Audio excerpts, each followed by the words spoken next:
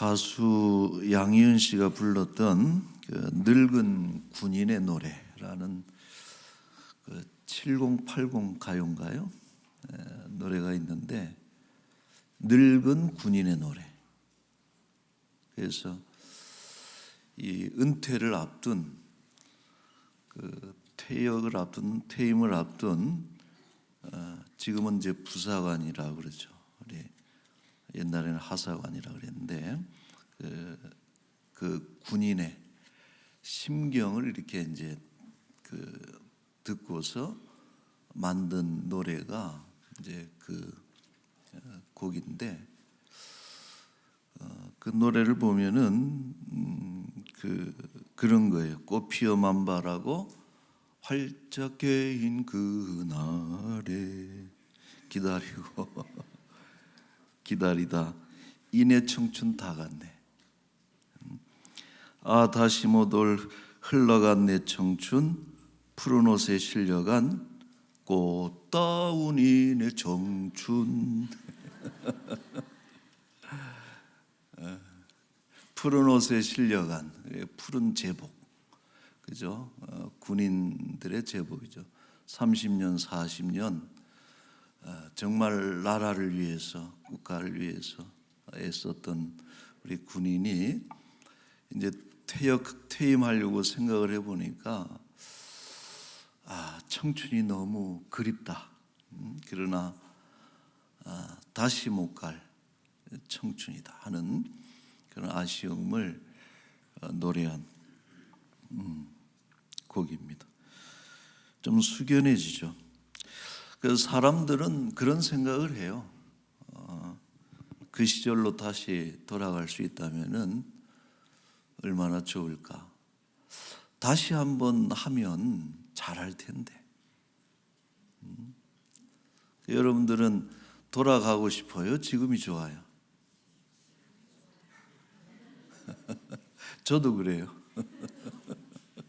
그래서 다시 청춘으로 젊은 날로 돌아가면 좋을 것 같은데, 저는 지금이 좋습니다. 여러분도 아마 그런 것 같은데, 우리 이지선 씨라고 하는 분이 있어요.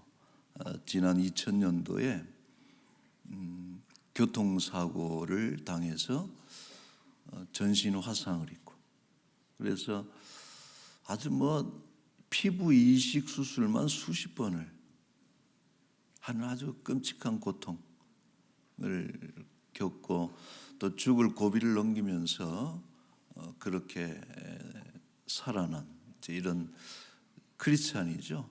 지금도 그 얼굴에 흉터 화상이 흉터가 있는 이런 분인데, 지금은 이제 교수님 강단에서 교편을 잡고 계시고 또 글도 아주 활발하게 저작하는 그런 작가인데, 이제 그가 저술했던 지선아 사랑해라는 그 책에 보면은 이제 그런 대목이 나와요. 뭐라고 적었는가 하니, 누군가가 막대기를 내 앞에 탁 이렇게 내밀면서 이거 잡기만 하면은 사고가 나기 전에 그때로 돌아갈 수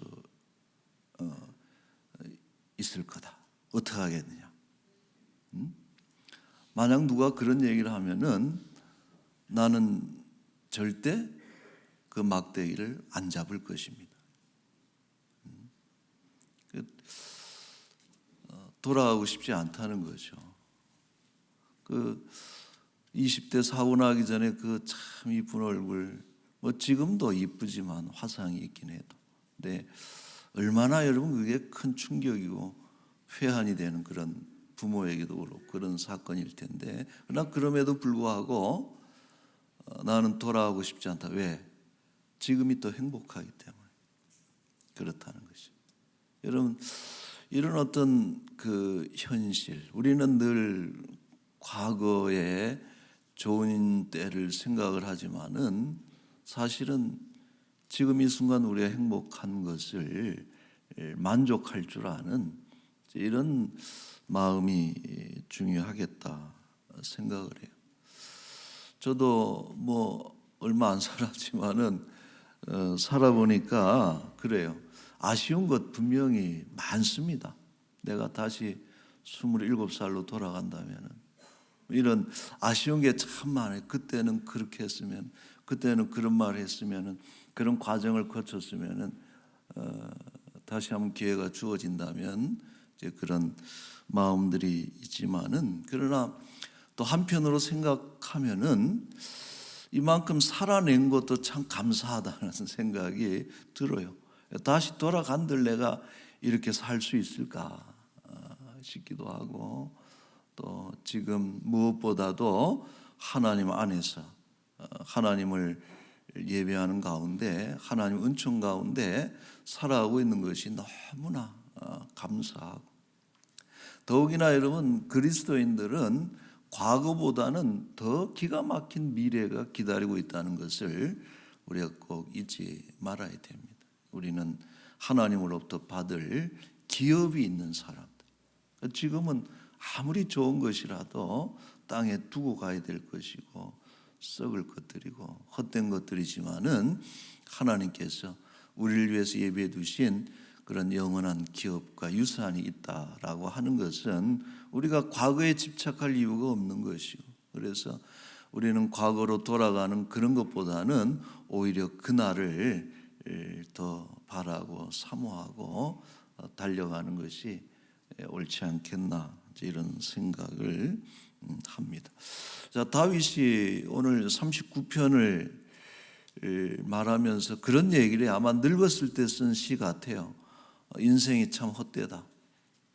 11절에 보면은 인생이 헛된 것뿐이다, 이런 이야기를 하는데, 여러분 어른들이 입버릇처럼 그런 얘기할 때가 있어요. 참 사는 게 헛되다. 근데 그 말은 상당히 비관적인 말이에요. 우리가 그렇게 우리 인생을 평가하면은 그건 안 됩니다. 근데 물론 아쉽다는 거겠죠. 좀 더 잘 살았으면 좋겠다, 이런 생각을 하지만은, 그러나 헛된 것은 없는 거예요. 여전히 우리가 특별히 믿음을 가지고 살아간다면은 헛된 인생은 없다, 이런 생각을 합니다. 자, 7절에 이제 다윗이 이런 고백을 해요. 7절에 같이 한번 읽어볼까요? 주여, 이제 내가 무엇을 바라리요? 나의 소망은 주께 있나이다. 아멘. 여러분, 소망이 주께 있다는 것은 주께서 우리에게 주시는 다른 세상이 있다는 그런 말과 똑같은 거예요. 어떤 종교에서는 환생을 얘기하죠. 윤회를 얘기한다. 환생은 다시 한번 그때 그 시절로 다시 태어나서 그 얘기를 하는 거예요. 윤회는 다음 생에 다른 모습으로 태어나는 것을 말하는 것이고, 환생윤회를 얘기하고, 또 어떤 사상은 진화론이나 공산주의 같은 경우에는 이 세상이 끝이라는 그런 이야기를 하지만은, 그러나 성경의 가르침은 뭐예요? 분명히 내세가 있다. 하나님의 나라. 오늘 우리 찬양대에서도 하나님의 집에 대한 그런 노래를 했습니다만은, 우리의 정말 귀한 소망 중에 하나는 주께 소망이 있다는 것은 뭐예요? 하나님께서, 주께서 예비하신 하나님의 집과 그 나라가 있다는 것이 얼마나 감사해요. 자, 요한복음 14장 2절에 이런 말씀이 있어요. 내 아버지 집에 거할 곳이 많다. 내가 너희를 위하여 거처를 예비하러 가노니. 같이 읽을까요? 가서 너희를 위하여 저를 예비하면 내가 다시 와서 너희를 내게로 영접하여 나 있는 곳에 너희도 있게 하리라. 아멘. 다시 와서. 예수님 승천하시기 전에 주신 말씀이잖아요. 그러면서 내가 먼저 간다. 가면은 처소를 예비할 텐데 다시 와서 예수 그리스도 재림하셔서 너희를 내게로 영접하여 나 있는 곳에 너희도 있게 하리라. 여러분, 우리에게 예비된 준비된 하나님의 집이 있는 줄로 믿습니다. 그러므로 우리 이 땅에서도 우리가 하나님의 나라에서 살아가는 것을 우리가 노력을 해야 되지만은 그러나 더 나아가서 더욱 복된 우리 그 나라 하나님의 집을 소망하고 오직 소망은 주께 있습니다. 그 나라를 바라보면서 믿음으로 우리 살아가는 우리 모두가 될 수 있기를 바라고요. 특별히 우리 연세 드신 어르신들 힘들고 어렵고 옛날로 돌아갈 것이 아니라 하나님이 주신 그 나라를 바라보며 또 믿음으로 살아가시기를 바랍니다. 자, 우리 늙으신 부모님들은 두 가지 종류의 기도를 하는 것 같아요. 그러니까 많은 기도를 하지만 종류가 두 가지인데 부모님들의 가장 중요한 기도의 제목이 뭐냐? 첫째는 당연히 자녀들을 위해서 기도하는 것이죠. 우리가 지난주에도 그 말씀 봤지만은 하나님의 여호와의 영예와 또 그분의 능력과 그분의 하신 귀한 사적을 어떻게든 자녀들에게 알려주고 믿음의 유산을 우리 자녀들에게 물려주고 늘 기도하는 가운데 믿는 사람이 됐으면 좋겠다. 돌아가시기 직전에 부모의 가장 기도 제목이 뭐겠어요, 여러분? 물론 돈 많이 벌어라, 형제간에 우애해라, 또 대통령 되라, 뭐 이런 것도 얼마든지 바랄 수 있지만 그러나 부모의 가장 큰 기도의 제목은 내가 죽어도 네가 꼭 예수 믿는 하나님의 백성이 됐으면 좋겠다 하는 이런 기도를 하시는 것이죠. 오늘 아침에 그 예배 교회를 오면서 앞에 신호등을 이렇게 건너는데 그 젊은 아빠하고 어린 아들이 둘이 같이 가려고 이제 그 신호등 앞에 같이 있는데 갑자기 어떤 아저씨 한 분, 연세 드신 아저씨 한 분이 빨간불인데 그냥 건너가 버렸어요, 신호등을.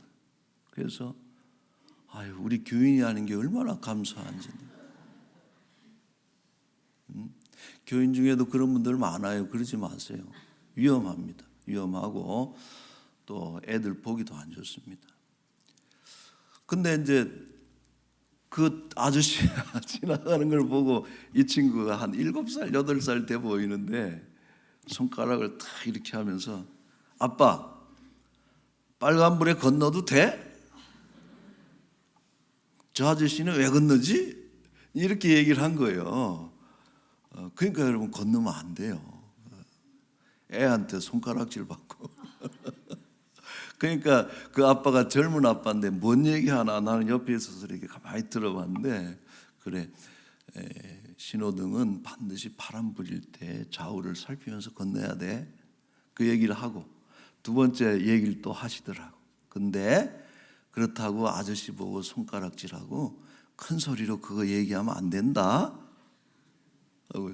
그래서 야, 참 부모는 그때는 참 부모죠, 그죠? 그래서 자식아 너나 잘해 그러고 그냥 그걸 막 한 대만 때리는 부모도 있을 텐데 그걸 차근차근 얘기해 주잖아요. 부모는 그래서 교육자고 스승이고 항상 부모의 마음이 자녀들에게 나는 때로 신호등을 이렇게 막 건너는 그런 인생이었어도 우리 아이들만큼은 정말 반듯하게 자랐으면 좋겠다 하는 그런 것이고 또 더욱이나 그 믿음의 후대를 위해서 참 기도하시는 부모의 그 기도가 지극하죠. 자, 그런데 두 번째 기도가 있어요. 또 하나의 중요한 기도가 있는데 우리가 이것을 간구할 때가 있어요. 그건 뭐냐면은 우리 부모님들이 생존의 기도를 하고 있다는 것을 우리가 꼭 기억을 해야 됩니다. 연세가 여러분 드실수록 더 힘들잖아요. 경제력도 없어지고 또 몸도 안 좋고 거동도 불편하고 그러니까 80, 90 연세 드셔서 늙으신 부모님들의 싸움이 뭐냐? 그게 생존의 싸움이라. 그 얼마나 힘드시겠어요. 근데 자식들이 부모가 늙으시면은 자식이 보호자가 돼야지. 그 부모를 잘 섬기고 경제적으로 어렵지 않도록 하고 또 다니시기에 불편함이 없도록 그렇게 자녀들이 해야 되는데 철이 없어요. 뭐 저도 그렇지만 자녀들이 철이 없어. 왜 자식은 늘 갑일까요, 여러분? 왜 갑질을 해요? 부모한테 맡겨놓은 것도 없이 달라고만 하고 성에 안 차면은 가슴에 못을 박고 말이에요. 엄마 내가 언제 나 달라 그랬어? 그런 얘기나 하고 말이에요. 아이고 참.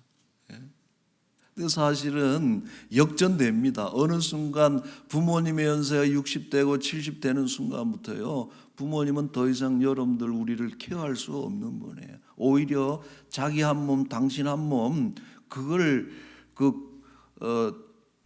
건사하기가 그게 쉽지가 않은 그런 어떤 싸움을 하고 있는 것이 우리 부모님들이죠. 어느 딸이에요. 이런 글을 썼습니다. 엄마는 늘 엄마인 줄 알았어요. 그런데 어느 날 엄마의 사진첩 속에 웬 소녀 하나가 발그랗게 얼굴이 상기되어 있고 눈빛이 반짝반짝 빛나는 소녀가 활짝 웃고 있는 모습을 엄마의 사진첩에서 봤다는 거예요. 그때서야 알았다. 엄마가 엄마이기 전에 나보다 먼저 있었던 한 명의 여자였다는 것을 알았다. 그러면서 엄마 미안해요. 엄마 감사해요. 이제 그런 글을 쓴 것을 봤는데, 여러분 우리는 늘 어머니를 우리의 부속 인생으로 여길 때가 많잖아요. 부모를. 그러나 부모가 주연인 삶이 있는 거예요. 그분들이 주연인 그런 삶이 그들에게도 있는 거예요. 그것을 우리가 인정해드리고 때로는 그런 삶을 우리가 도와드려야 되는 사람들인데, 우리는 늘 부모를 우리의 부속적인 인생으로 조연으로만 나를 도와주신, 이럴 때가 얼마나 많은가 하는 것이, 평생 여러분 자식들 위해서 당신의 삶을 희생하신 이제 부모님께서 나이가 드셔서 약해지고 병으로 고통받고 외로움에 힘겨워하고, 옛날에는 그래도 여러분 3, 4대가 같이 한 집에 큰 집에 살다 보니까요, 부모 할만했어요. 폼 잡아도 되고 부모 대접 받고 말이에요.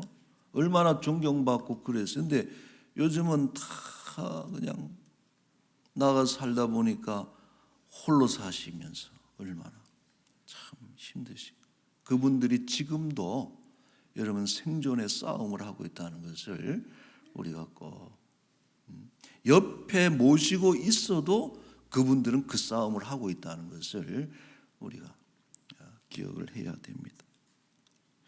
자, 그래서 늙으신 부모님의 두 번째 기도는 이런 기도예요. 13절에도 이런 기도를 했지. 13절에 주는 나를 용서하사 내가 떠나 없어지기 전에 나의 건강을 회복시키소서. 이 기도를 하고 계시다. 자, 시편 71편 9절도 그렇습니다. 우리 같이 한번 읽을까요? 늙을 때 나를 버리지 마시며 내 힘이 쇠약할 때 나를 떠나지 마소서. 여러분 이 말씀 그대로 한번 더 보세요.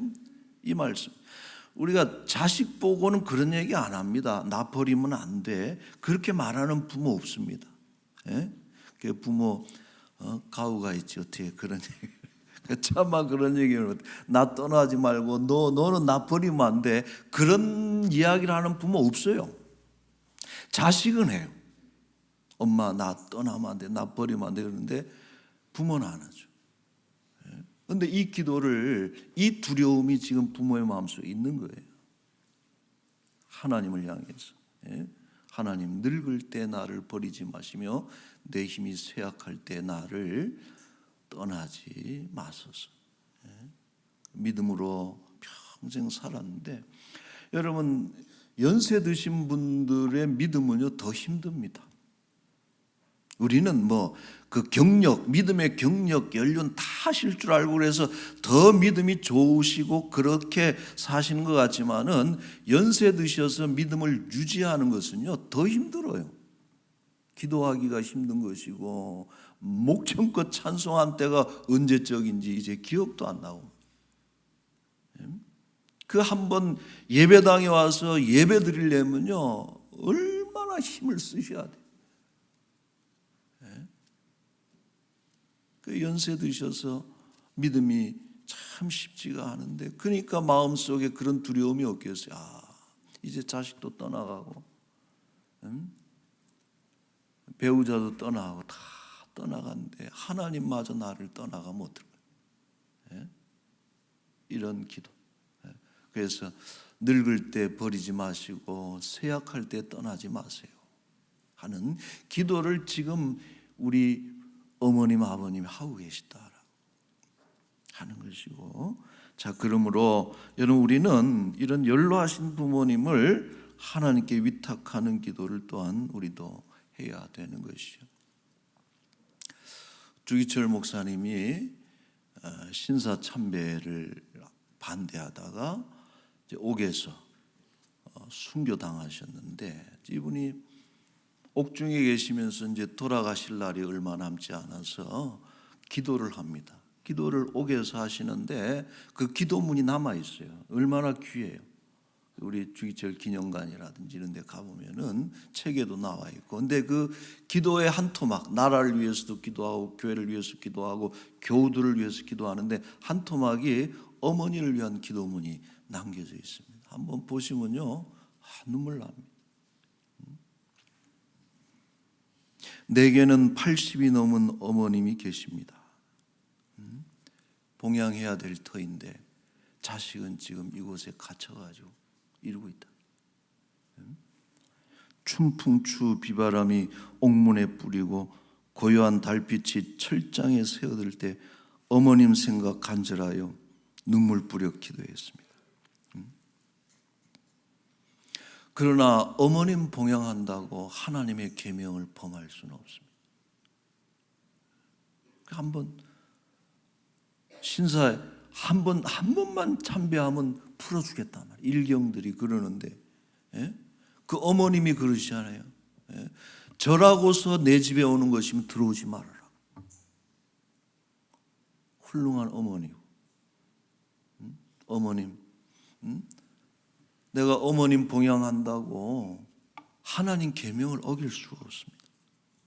그러면서 이렇게 기도하시: 주님 십자가에 달리실 때 당신의 아픔도 잊으시고 십자가 밑에서 애통하는 어머님을 제자 요한에게 부탁한 주님께 나도 내 어머님을 부탁합니다. 불효한 이 자식의 봉양보다 무소불능하신 주님께 내 어머니를 부탁하고 나도 주님의 자취를 따라가렵니다 하는, 여러분 참 그죠? 그런 생각하는 거예요. 예수님도 십자가에서 제자 요한에게 어머니를 부탁한다 그랬는데 이제 그 심정으로 주님 우리 팔순 대신 우리 노모를 주님께 맡깁니다 하는 이런 기도를 올린 거죠. 여러분 우리가 참 자식들의 효도 중요하지만은 이런 하나님 품 안에서 우리의 부모님들이 더 행복하고 우리 안전할 수 있도록 기도하는 것이 마땅하다 생각해요.